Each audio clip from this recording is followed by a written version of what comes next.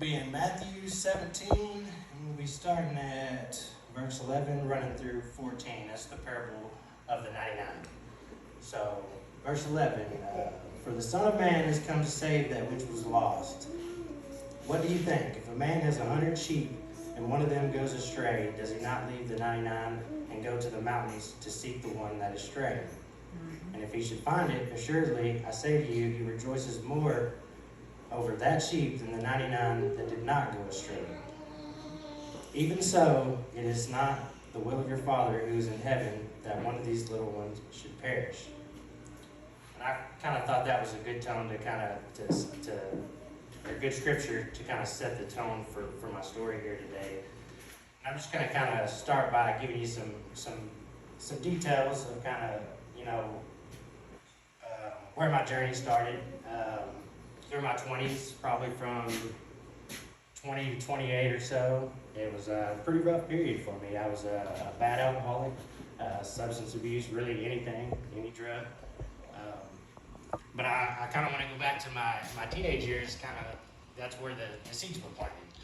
At a very young age, I think, my mother never condoned this, but it's the truth of the matter.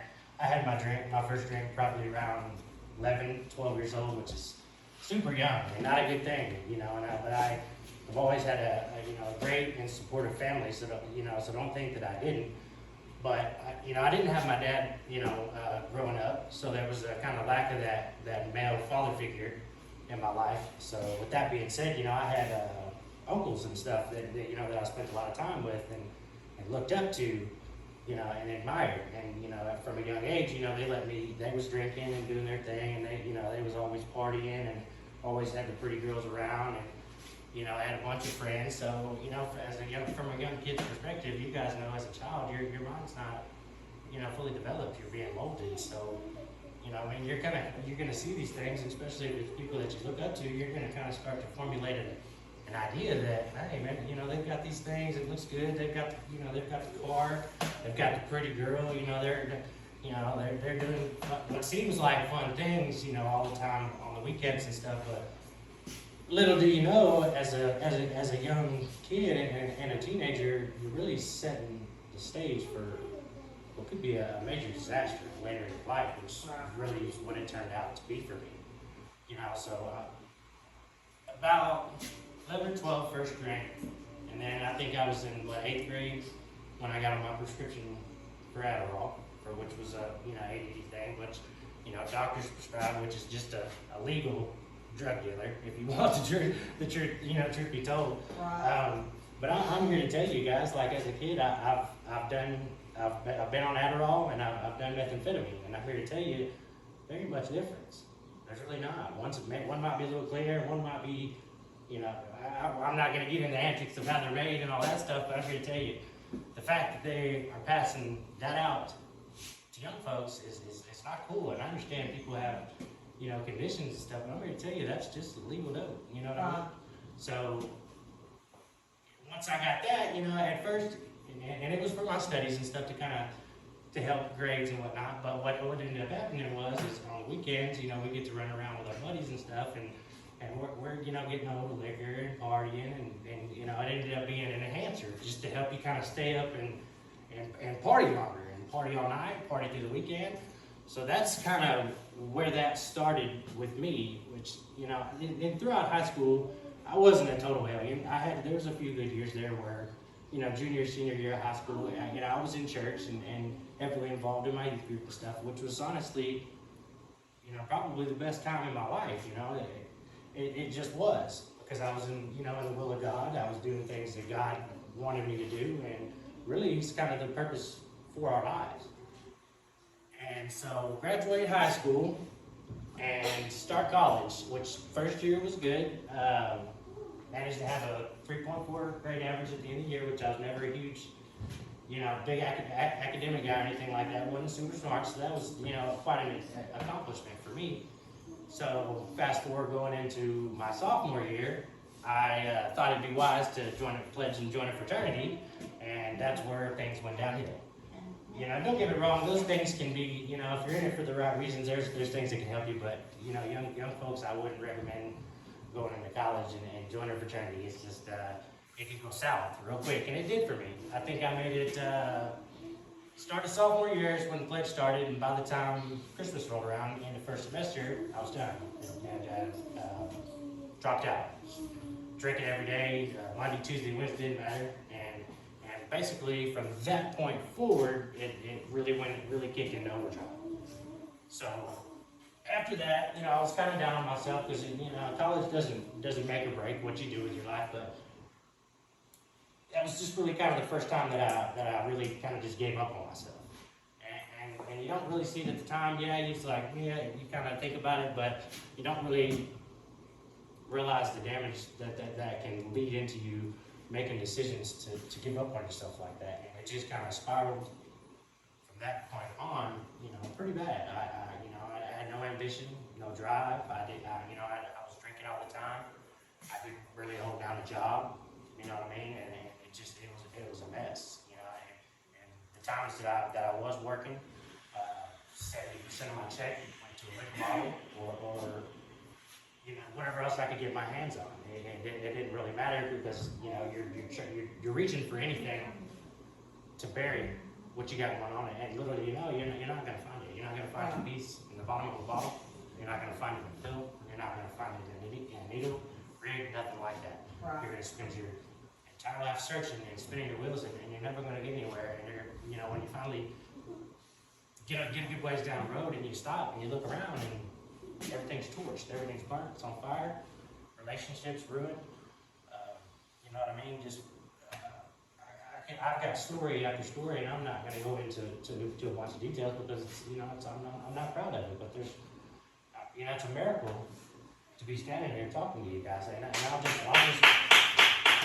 the nights that I spent driving around the roads, I grew up around here, driving the roads of Bismarck, just hammered drunk, just stupid, just, so drunk you're driving with one eye closed because you're seeing doubles, but if you close one eye, I don't know if anybody's ever done that. Oh, yeah. You can kind of somewhat see a little better, I guess, which is, nothing to be proud of. I'm just being honest with you guys, and speaking, there's been several instances where I shouldn't be here, I was hanging out with a buddy one night, and we were almost 2 gallons into drinking wine. Almost 2 gallons between the two of us, and we're so drunk. We get into it, we're fighting back and forth, and a gun comes out, and it keeps going, and I'm like, my buddy's got the gun, so I'm approaching him. Oh, you ain't gonna do this, you ain't gonna do that. He's got the hammer pulled back on this, on this shotgun. Little did I know, and I was just drunk, belligerent, not thinking I was Superman. I charged him, was like, oh, you ain't gonna do that. And he pulls the trigger. Me not thinking, obviously it didn't go off. There was nothing in it. So I snatched the gun out of his hands, breaks the barrel over, and a loaded shell pops out, guys. Like loaded shell. And it was pointed straight at my face. The gun misfires. For you guys in here, that's not a very rare thing to happen. That's a very rare thing to happen. Right.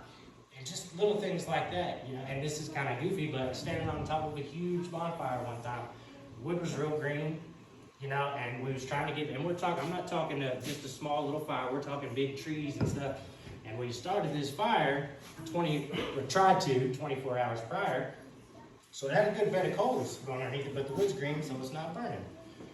So me being drunk, and just a terrible idea next day, and keep in mind, there's a bed of coals under this thing. I've got a 5-gallon jug of gas, and I'm climbing on top of this thing, and I'm just letting it rip. Dumping. Stupid. But me, I'm lit, don't care, don't think nothing about it. And my older brother, as soon as he said, Jesse said, you might, be careful, back up, we want to get away from there. But I said, oh, I'm good. About that time, I mean, we're talking, I can't attest to how, big of a flame there was, but it was a scary moment. I should have been very, very severely injured. Like it shook the ground. And, the neighbor comes over, it's like, oh, I'll check him in. He was out, and felt the ground shake. It was such I come out unscathed, guy. And these are just kind of little stories, it might not have killed me, but it could have done a lot more damage to me than what it did. And I'm thankful and grateful that during those times and all those stories that God, He was there. He was protecting me. He never let me go. That's right. And I was under His wing. And you don't see it at that time, but that's what that was. I'm meant to be here. Amen. I'm supposed to be here, Yes. and for this reason, you know what I mean? I'm grateful. And the stories are endless. You know, like I said, I'm not going to go into all that. But the drinking was always a problem, and it was a catalyst that launched me into multiple other things. And I would say when things got really messy is when I started doing the dope, the methamphetamines, and you start doing that, guys, and you're running for, you know, and if those of you that's been down that road or tried it, when you're running 3, 4, 5 days at a time, no sleep, no food, no nothing, you're out of your gourd, you're out of your mind, and you're just in such a broken place. I can't describe it, you know, other than, you know, the people that have been there, they know what I'm talking about. It's a broken, lonely place to be in. And it's always going to be that. It's never going to be anything different. So, got some notes here, guys. I'm going off the rip today. You know, I was praying on it, and I was talking back and forth with my mom. You know, because I'm not the best, you know, I'm not a preacher or a speaker. So I was like, man, should I write something down? That way it's kind of scripted for me.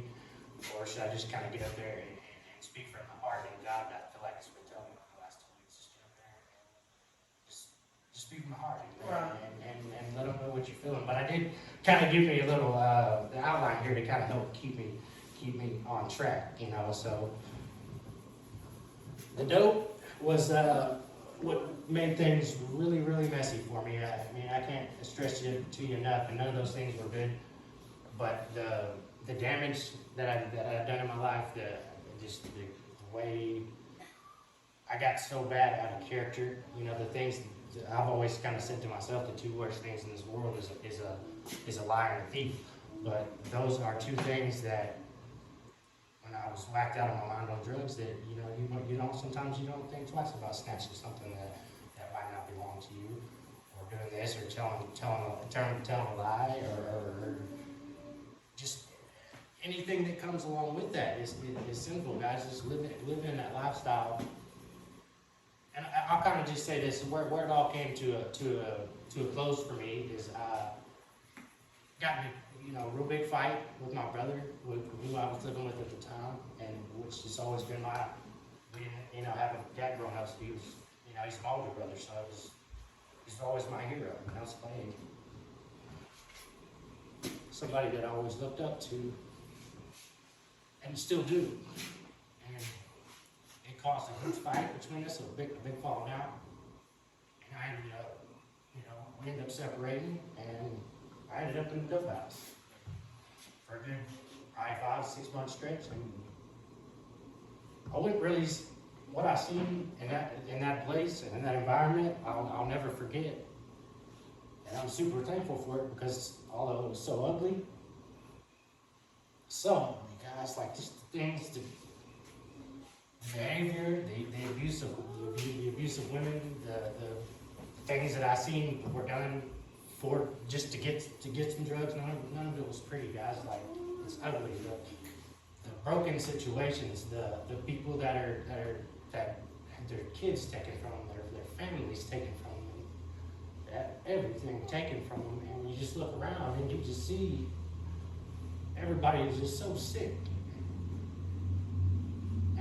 It's just I wouldn't really say, you know, I've always scared straight, but I had seen God show me what I needed to see to pick me up and spin me around and put my feet on solid ground. Right, amen. And I had to see that, and I didn't, you know, and for the longest time when I first started, which I am in active recovery, by the way, for the ladies that are in here, and super proud of you guys, and keep going, rooting for you. I'm a little further along. I just 1,279 days in, so just I can just say 3.5 years on Friday, actually, which was I kind of stopped counting, you know, because after a while, at first I was keeping track of every day for 6 months, because your mind is so hyper focused on climbing out of that hole that you're in. You know what I mean? And I just kind of want to speak to that for a minute. And at first, you know, it is it's hard, guys. It's the first 6 to 8 months, close to a year, there's some very challenging times.